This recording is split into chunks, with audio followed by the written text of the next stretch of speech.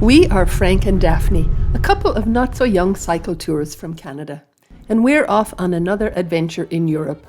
This time we're setting out to explore the Via Claudia Augusta, a historic route through the Alps that follows an old Roman road that connects the River Danube and the Adriatic Sea. We're flying into Frankfurt, so we'll be riding a few hundred extra kilometres from the airport to get to where the Roman road begins. So join us as we make our way from Frankfurt in Germany to the city of Venice in Italy, following in the footsteps of the Romans.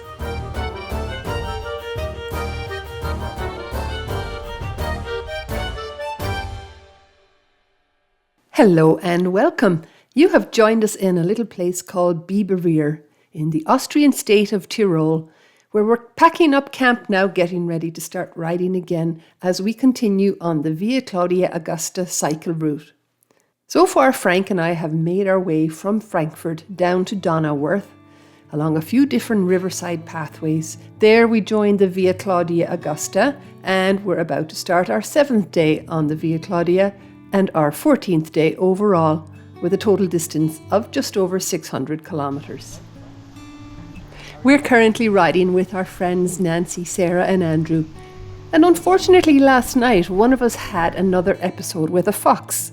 This time it wasn't me, it was Andrew who had to leap out of bed in the middle of the night to chase down a fox who was running off with a large food bag, and as a result he didn't sleep well the rest of the night. Once we leave camp today, almost immediately we'll be starting the climb up the Fern Pass. That's the first and the easier of the two passes you have to climb on the Via Claudia route. Leaving our campground on the way up to Fern Pass, with lots of climbing ahead. As we make our way past a ski lift here and look behind us, we once again get a view of what I'm fairly sure is Zugspitze.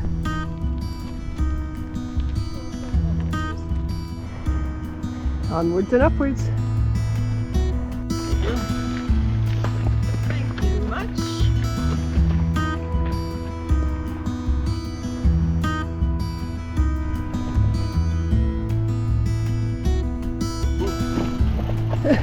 It's very squishy. They've reworked this gravel recently, but it's very wet and squishy. Oh, it's not easy to ride on.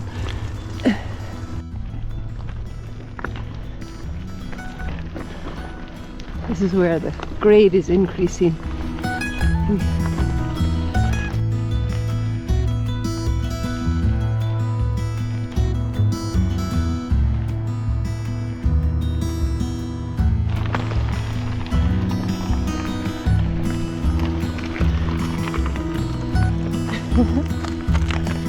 Lots of people coming up the pass today.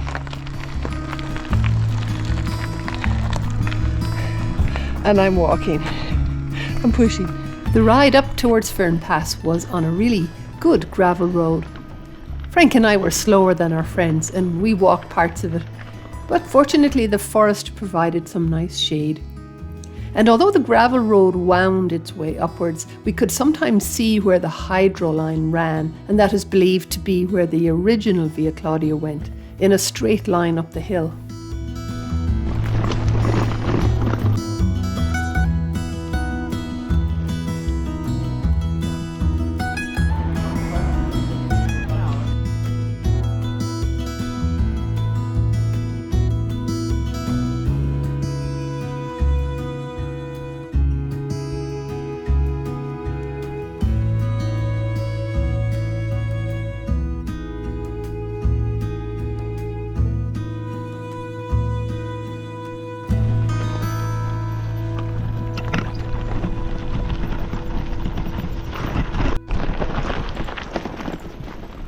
The descent down from Fern Pass required your full attention. The path was sometimes rough and the gravel loose, but the views were great, although sometimes you just had to stop to appreciate them properly.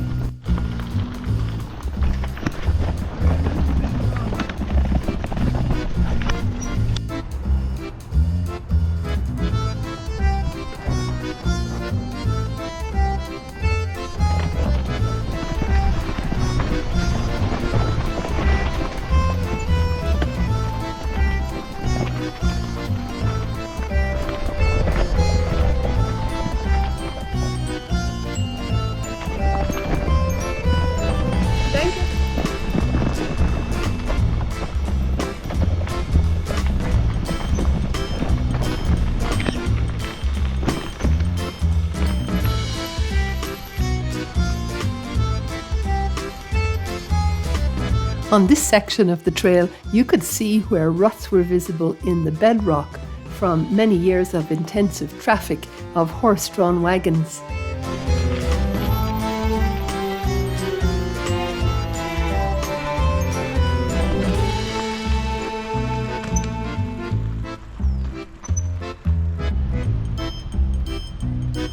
And there were sections of this trail that would not be to everyone's liking, especially with a loaded bike.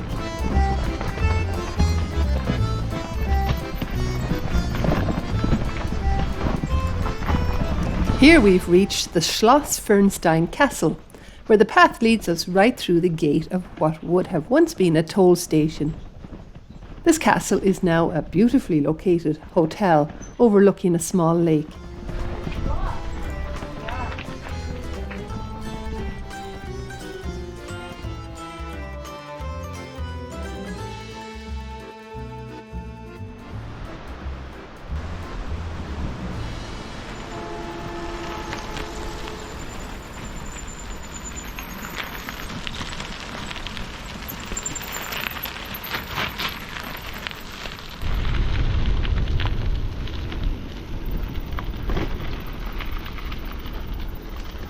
Should be getting close to the town of Nassereith now. We've done most of the descending from the Fern Pass.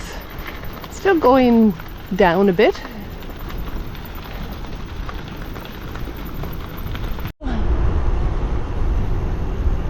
Fern Pass is behind us now.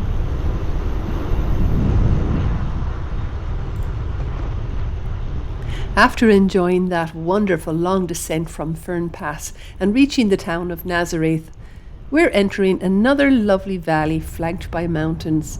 It's called the Gurgltal Valley. I'm sure I'm not pronouncing that correctly. And we'll follow this valley for its length to the town of Imst. But first we're stopping in Nassereith for a pizza lunch. A video of me taking a picture of my pizza.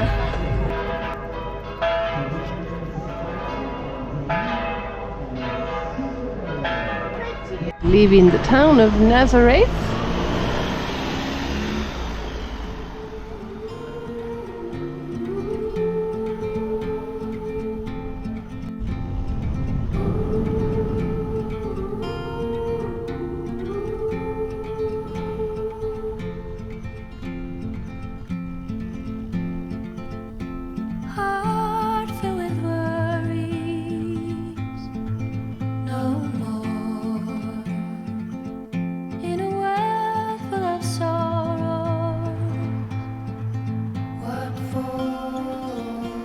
The world from the place beneath the willow, the willow. So many years, too many tears on your pillow, on your pillow.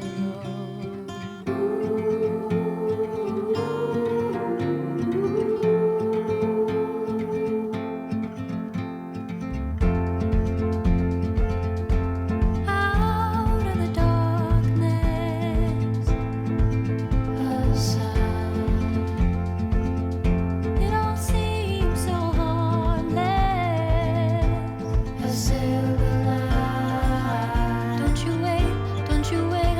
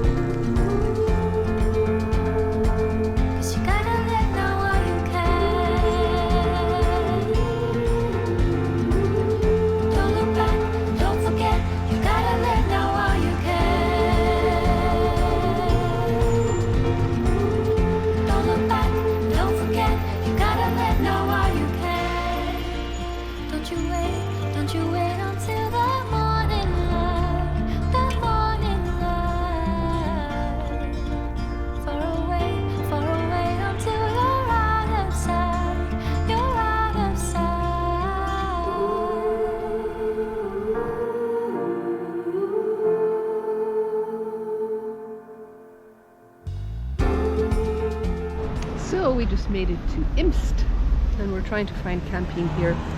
They said they don't have very many spaces, so we'll see if they have room for 3 tents. Although we had tossed around the idea of pressing on another 20 kilometers to Landeck, to the next campground, in the end we opted to stop here in Imst. So we're going to get a spot. This man is showing us where to go.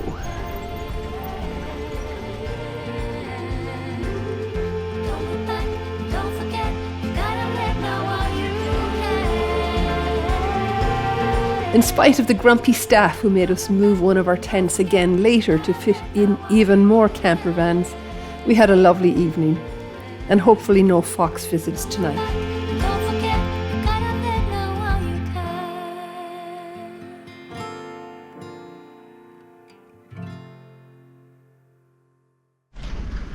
Sunday morning in Imst. It's about 9 o'clock and there's rain in the forecast, serious rain. So I'm not sure what our long-term plans will be, if we'll continue on the Via Claudia or... Yes, the forecasted large amounts of rain for many days to come throughout Austria and Italy did not bode well as we headed towards Reschen Pass and even higher elevations. Sarah and Andrew announced this morning that they were bailing out on the ride as they just didn't feel well enough equipped for bad weather and didn't relish continuing in those conditions. This was our campground in Imst, right in the town, and camping active. They sure packed people in here and they weren't very friendly, but it was a pleasant place to stay last night. Imst is at the point where we reach the Inn River. So Sarah and Andrew's plan is to ride up the Inn Valley towards Innsbruck, from where they'll make their escape to somewhere warmer. Right or wrong, Frank, Nancy and I decided to press on towards Reschen Pass on the Via Claudia. So although it was disappointing not to have our friends continue with us, we bade farewell to them as we headed off in the opposite direction along the Inn River.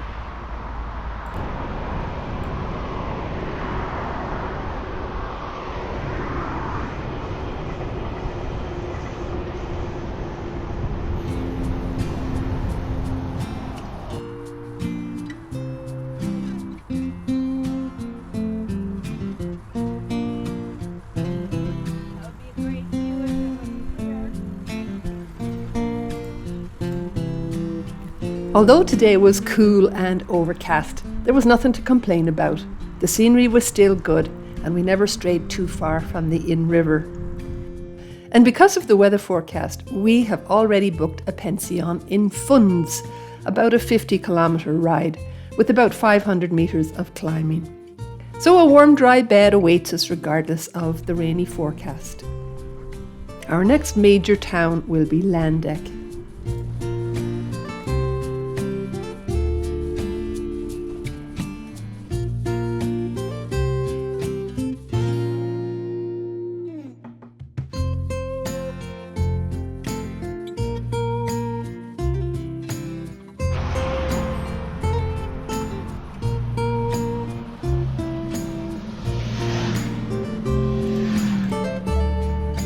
After crossing the River Inn, we were alongside the busy main road momentarily, but the cycle route quickly veered away towards some quiet villages and then followed the river closely to the next small town of Zams, although we were often within earshot of the traffic noise.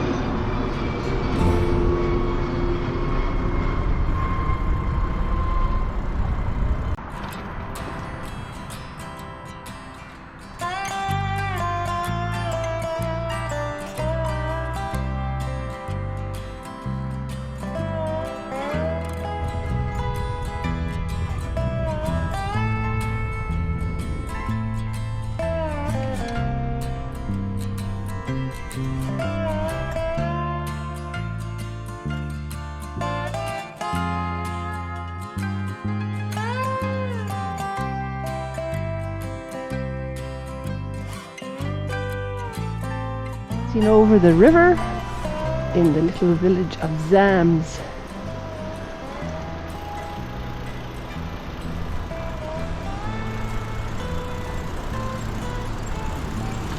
It's all very well signposted.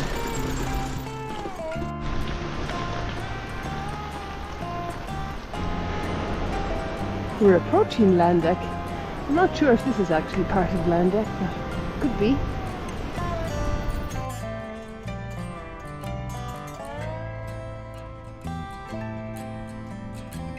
We're riding through a very quiet Landeck this Sunday morning.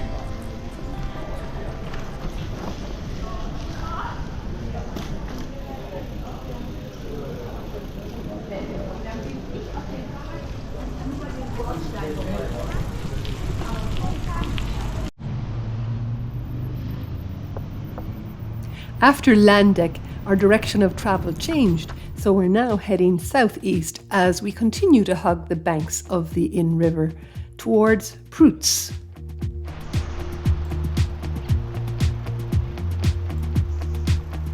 I'm not heading for the stars, driving down the boulevard at night. Playing Coldplay on repeat, watching people on the street as I go by. Doesn't even matter to me where I go. I just feel I need to take a ride.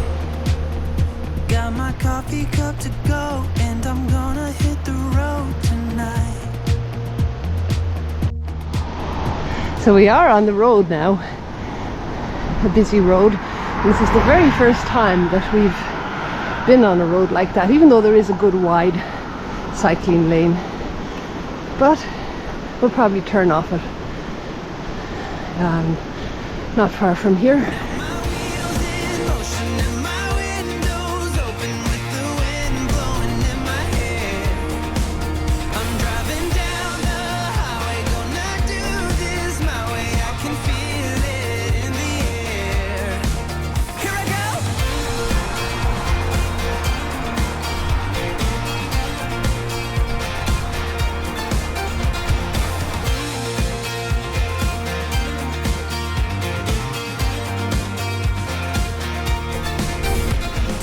This is the little community of Prutz. And the rain has started now. It's about 2:30. There's a lot of rain in the forecast for the coming days. It may force us to adjust our plans. We'll have to see. It doesn't look too good.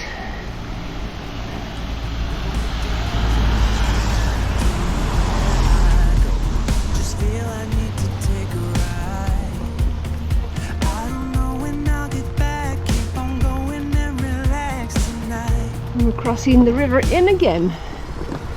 Now my wheels in motion and my windows open with the wind blowing in my hair. I'm driving down the highway, gonna do this my way. I can feel it in the air. Here I go.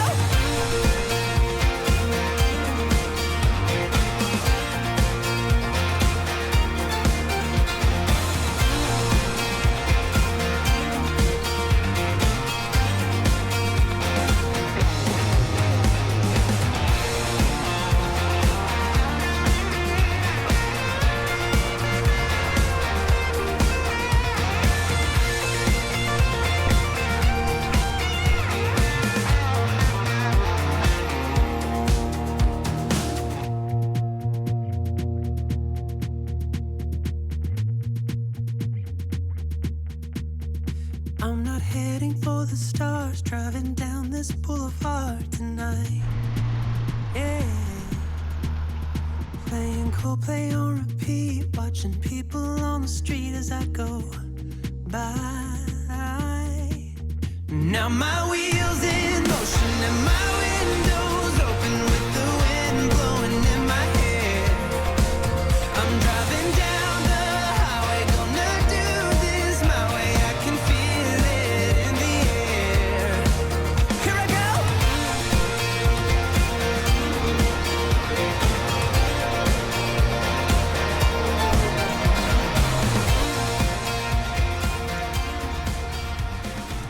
We're on the final approach to Pfunds now, and although we've climbed 500 metres, it was really nicely spread out over the 50 kilometres, and it didn't feel hard at all. This really was a pretty enjoyable day so far.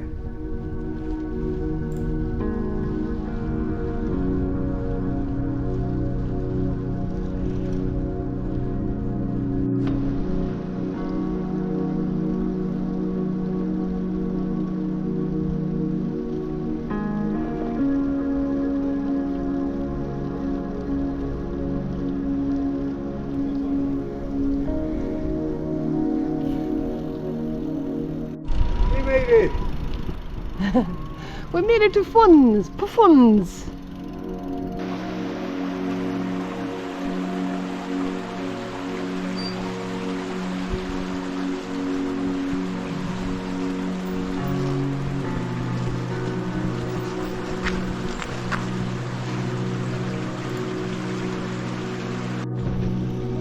Pfunds seems to be a very pretty little place.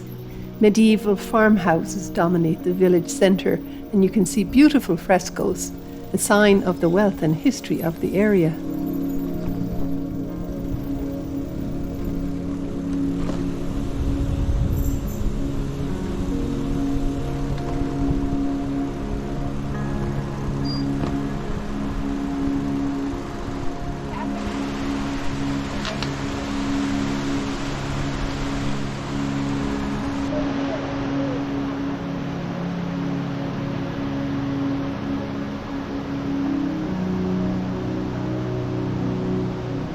We sought out a place to have coffee and beer, not so easy on a Sunday in a small place like this, and relax for a while before heading to check into our lovely pension.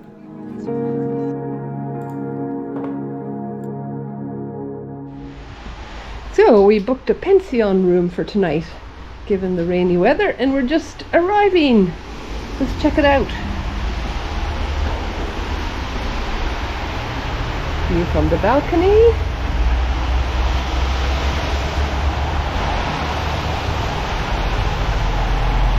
Not too shabby.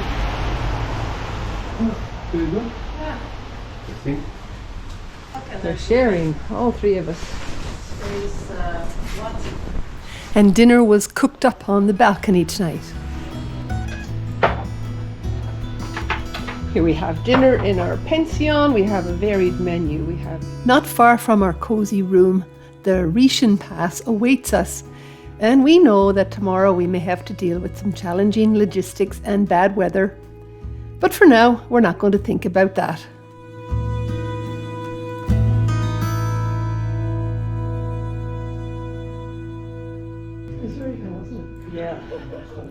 This morning over breakfast there was much studying of the weather forecast, and the good news was that the large amounts of rain predicted for many days ahead would mostly come at night. And chats with various other cyclists at the pension convinced us that pressing on towards Reschen Pass would be the right thing to do. The weather may not be as bad as some would have us believe. The other factor in the equation was the actual route. We had known prior to travelling to Europe that the main road from Pfunds up the Reschen Pass to Italy was closing at the beginning of September for major roadworks. A rockfall roof or tunnel was to be built to safeguard the route, and the road would be closed for up to 2 years. The detour route for motorists was to become the normally very quiet, smaller road used by the Via Claudia cyclists. And we had hoped that cyclists would still be able to use that route, even if it would be a lot busier than normal. What became apparent at breakfast and in chatting with the many other cyclists as well as our hosts was that cyclists were now barred from using that road, all except racing bikes. And the alternative was a rough gravel route that might not be so suitable for loaded touring bikes, more of a mountain biking route. What also became apparent was that the majority of cyclists staying here were using the Via Claudia shuttle service to get up the pass and had already made reservations. Although we were a bit late to the party, we too got ourselves booked on a shuttle, although our ride wouldn't be till noon. So we are very happy that we have come up with a plan B. And the Via Claudia shuttle takes cyclists and their luggage up the pass to Nauders, which is most of the way up the pass. And we have happily secured spots on that shuttle bus, but not until 12 o'clock, so we're just going to wait it out, which may work out perfectly because the weather is meant to open up and we might actually get really nice weather once we get up the pass. So it's all good. So our shuttle has arrived right at our pension and we're getting everything loaded up.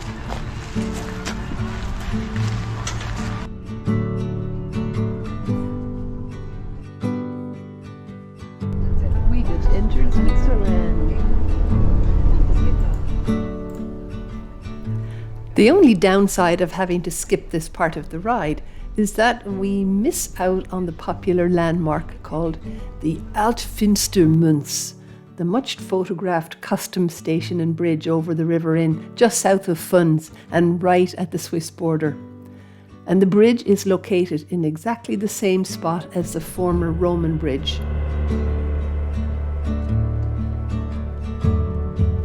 We're only in Switzerland very briefly.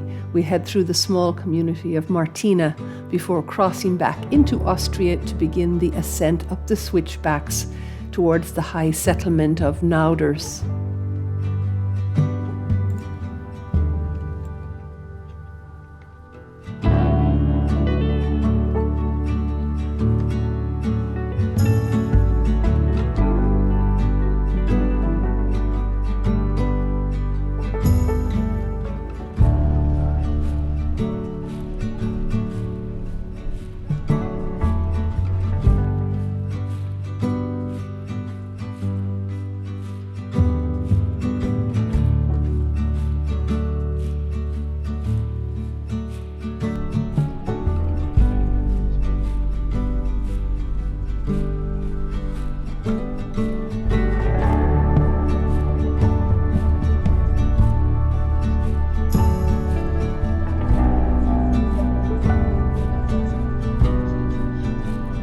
Okay, it is 1:30 and we're in Nauders, having taken the shuttle up that pass, and we still have a little ways to go to the summit before we cross into Italy and continue on to Reschen Lake.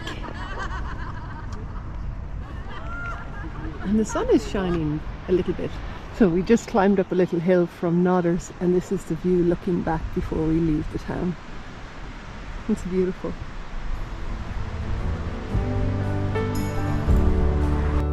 From Nauders, the cycling path continues to ascend gently to the final high point of the Reschen Pass, a distance of about 8 kilometers, and a little ways past the border with Italy.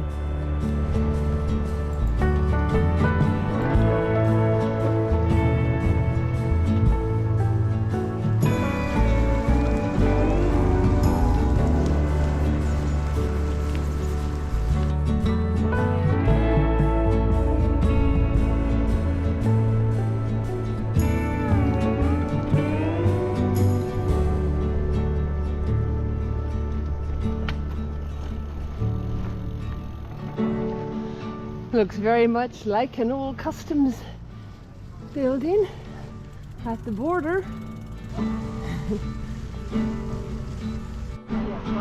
We're entering Italy, country number 3.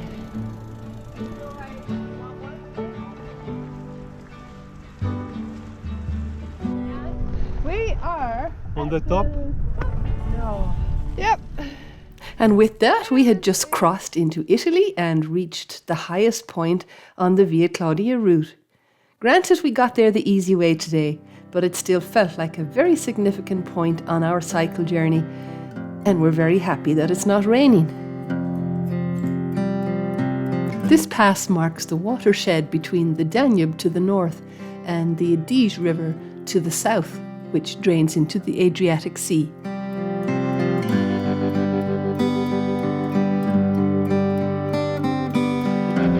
You, cow, have the best view imaginable.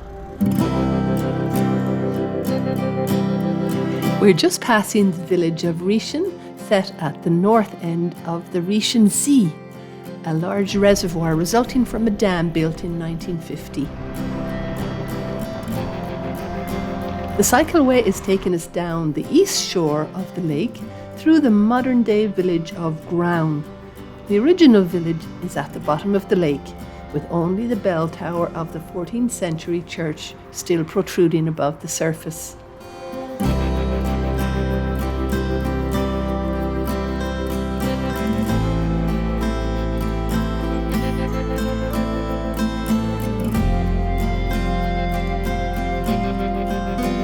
Of course, this view of the sunken bell tower has become one of the most photographed and recognizable sights on the Via Claudia Augusta.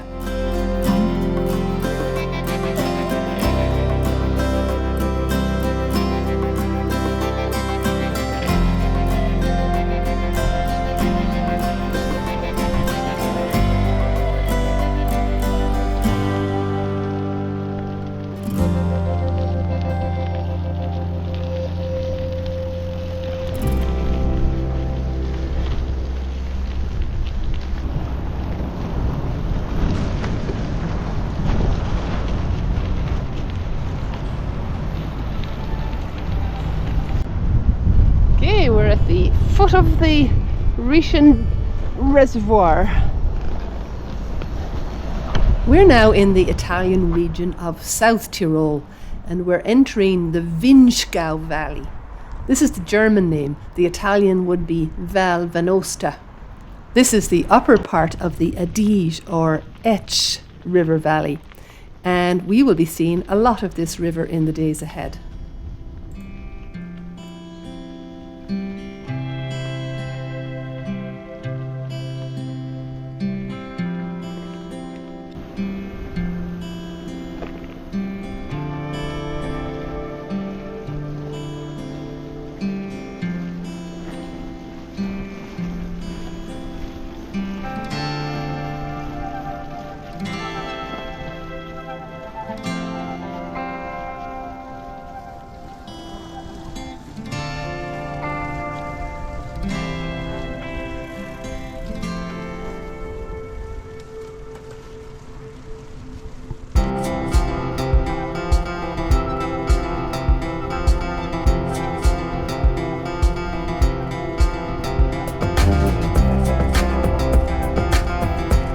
Such a beautiful trail.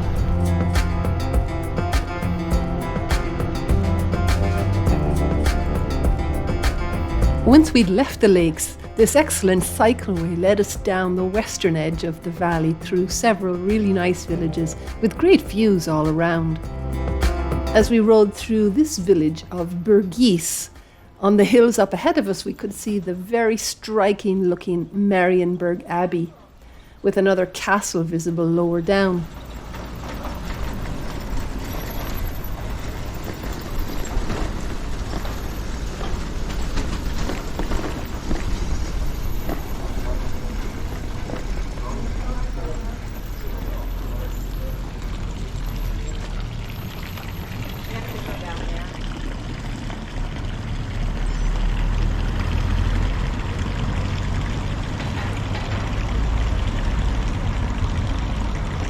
This fertile slope is known as the Mal's Heath, and eventually we crossed over to the other side, to the town of Mal's itself.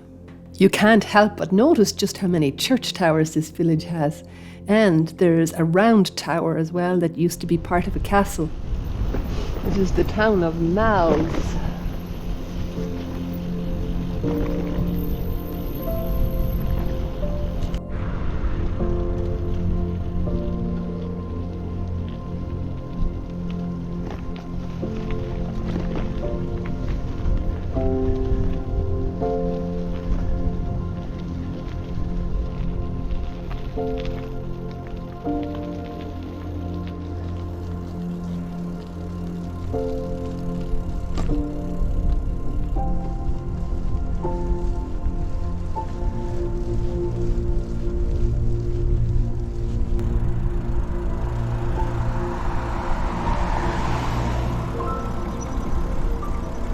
All the towns in this neighbourhood seem to have two names. The German name and the Italian name, I think. From what I've read, in this part of the valley, over 95% of the population speak German as their first language. And interestingly, a significant number of South Tyrol residents declare Ladin, Ladin, as their native language. This is an ancient language first brought to South Tyrol by the Romans, and it is officially recognized and taught in schools and used in public offices. Very well behaved town. Yeah, hello ladies. You have a beautiful panorama here.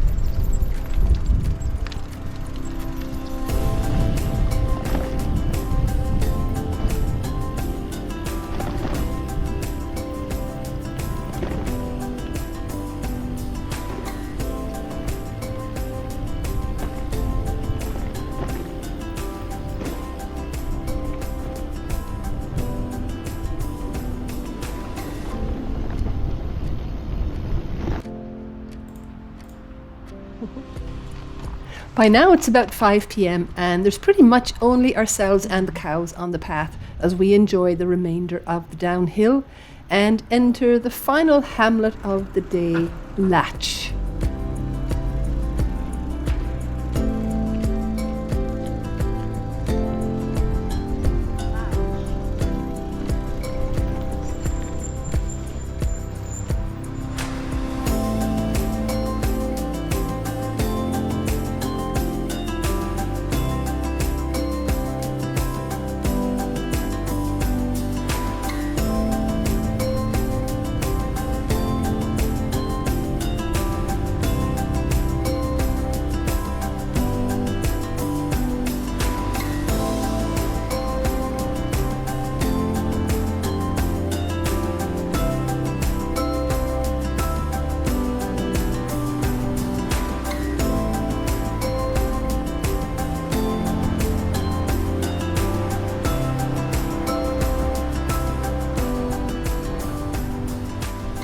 We're just on the outskirts of Glurns, a little walled medieval town, actually a city, and we're going to try and camp right here.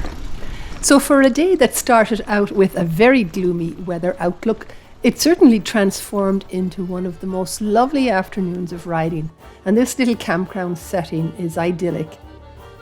After a shower, we're going to walk the short distance to the town for dinner, and tomorrow we'll do a proper tour of Glurns, as it sounds like it's very interesting.